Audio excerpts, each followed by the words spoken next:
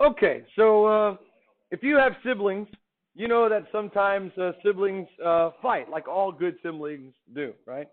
Not that you have to fight to be good siblings. Some good siblings don't even talk to each other, so you can't fight if you don't talk to each other. I've seen it happen. Hey, Kevin. Hey, Kevin. Walks right by you in the hallway. I've seen it. At least you're trying to initiate contact, right? But anyway, sometimes if siblings are fighting, you can't get them to reconcile. You just need to separate them. You need to step in and separate them, and hopefully they have their own room, or you send one to the room and the other one to the dungeon, the basement, whatever. But you put them in separate rooms. Yes. My iPad is locked. Oh, I thought you were going to talk about you fighting with Kayla. Oh no. No. Okay. Your iPad's locked. Okay. I would recommend unlocking it. How do you do that? Go to the hub. No. Yeah. Shake it. Twist it. Bend it. I don't know. It's on the desk. I know he does that. Yeah. You want to go now? Yeah. Yeah, I would go now. Use your iPad as a hall pass. Okay, so sometimes you just need to separate. So why is that important? Well, let's take a look at this here integral. If you were to do the pattern recognition, you would bring the radical to the top, say to the -1/2 power, and then you would say that 4 minus x squared is the inside function. So what you want to get in the habit of doing possibly is just analyzing that before you rewrite it. Kind of like playing chess. You don't want to do the move and say, I shouldn't have done that. Analyze your possibilities before you do it. What's the derivative of 4 minus x squared? -2x.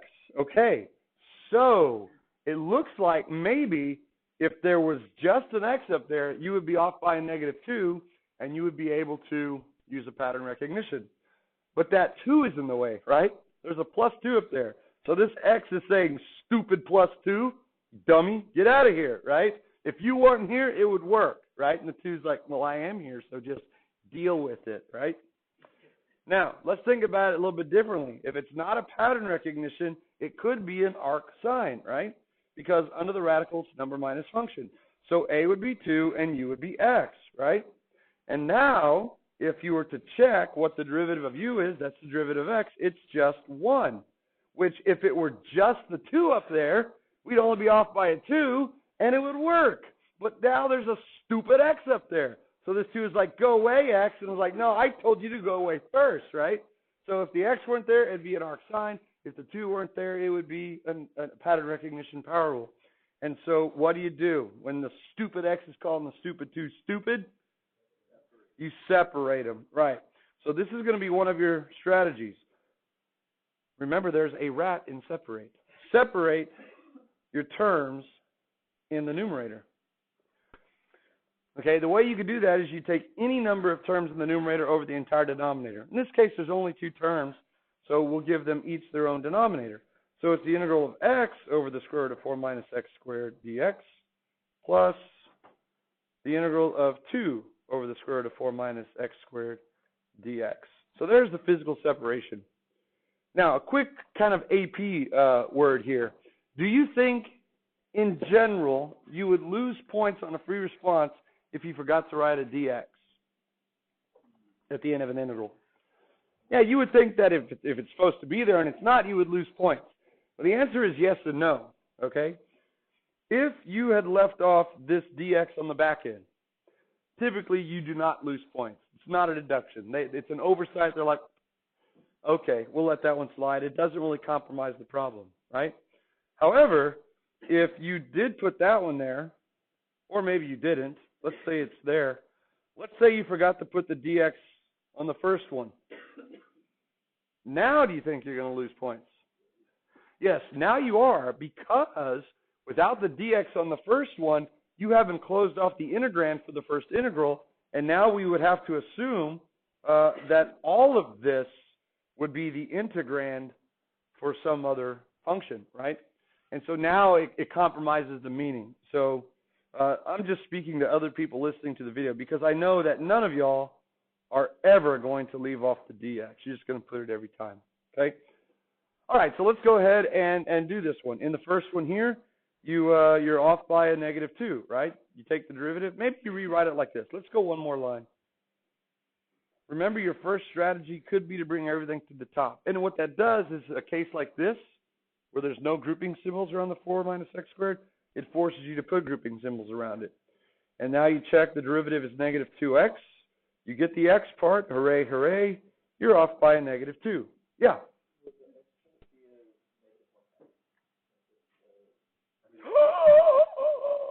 Sure is, yeah. When I split it up, I forgot to write something, didn't I?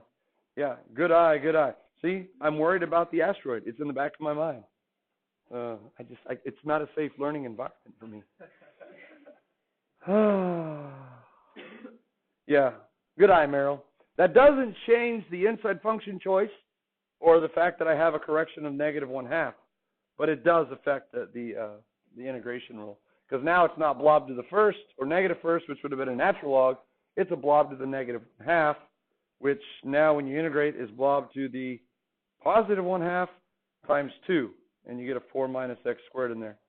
So notice I went ahead and took the liberty of rewriting it and then doing it, but since this is the flow of the problem, I need to make sure every line is equivalent.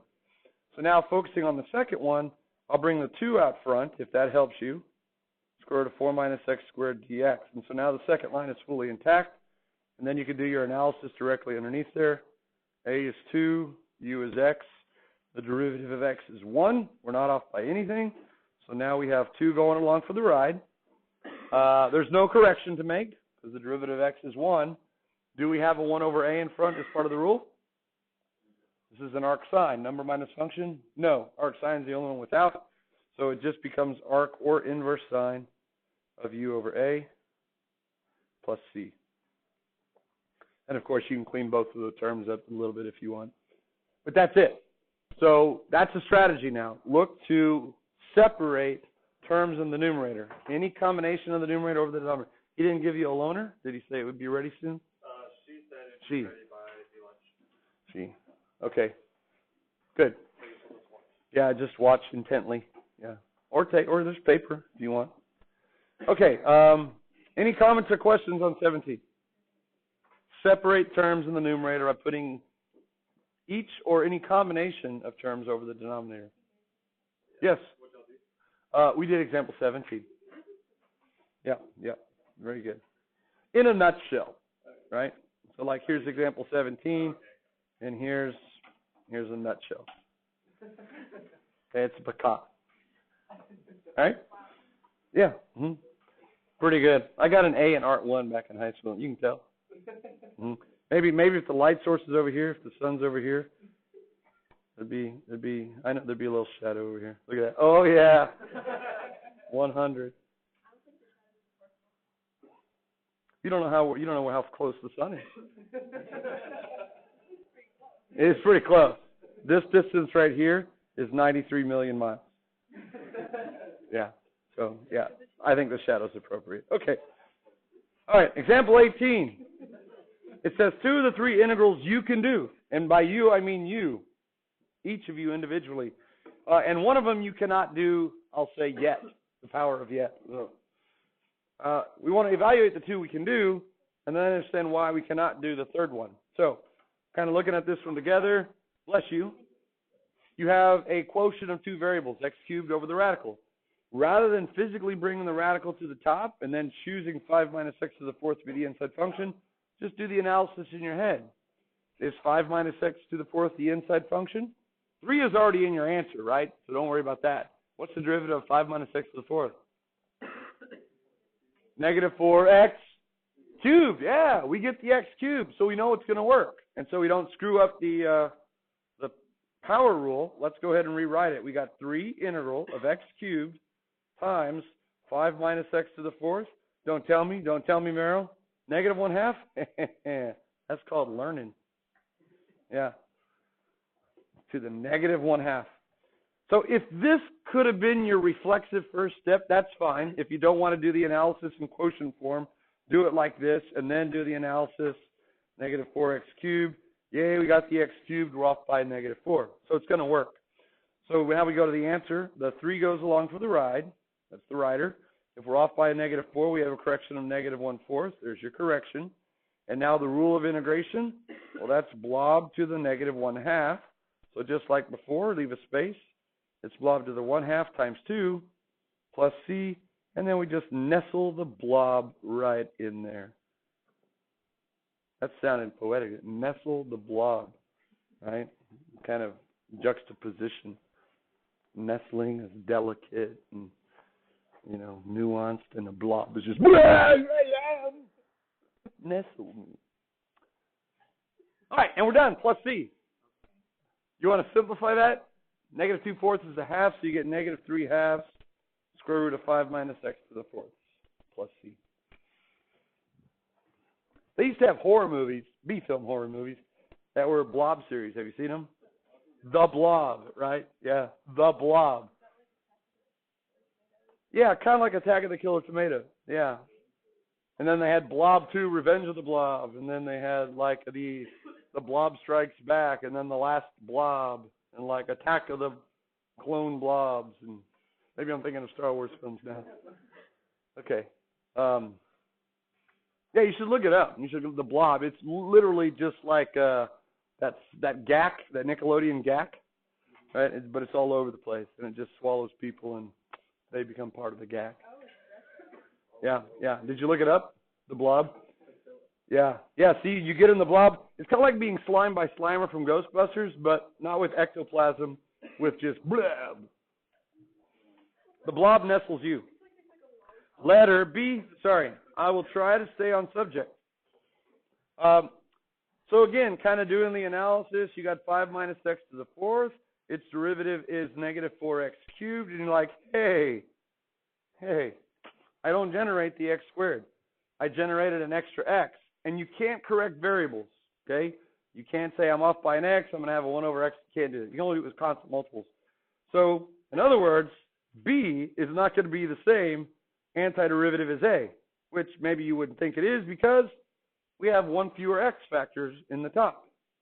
So what can it be? Well, the only other option now, we can't split up the numerator, it's one term. The only other option we have now is possibly an inverse trig. It's in the denominator under a radical, so it can't be arctangent.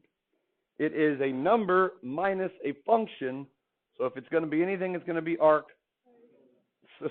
sine, number minus function, right? Secant is function minus number. So if that's a squared, a would be the square root of 5. That's not a big deal.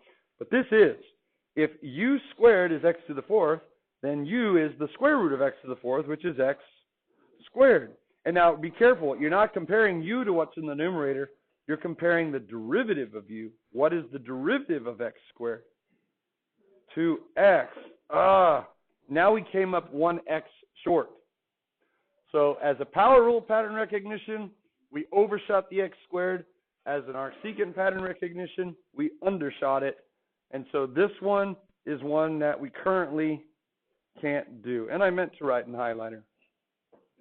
Okay, we'll just say that. We can't do it. And I should kind of say ... to create a little bit of artificial suspense. Yet. Okay. At the end of the year, after the AP exam, we'll option learning some advanced integration techniques, one of which is called Trigonometric Substitution. And that might be a candidate for this one, as you'll see later. But it wouldn't be on the AP exam. Okay? So if B is something we can't do, then I guess C is one that we can. And we've already kind of done the analysis for arc sine, so we know that this one's going to work with an arc sine. But again, just to kind of go through the mental flow chart, that derivative is negative 4x cubed.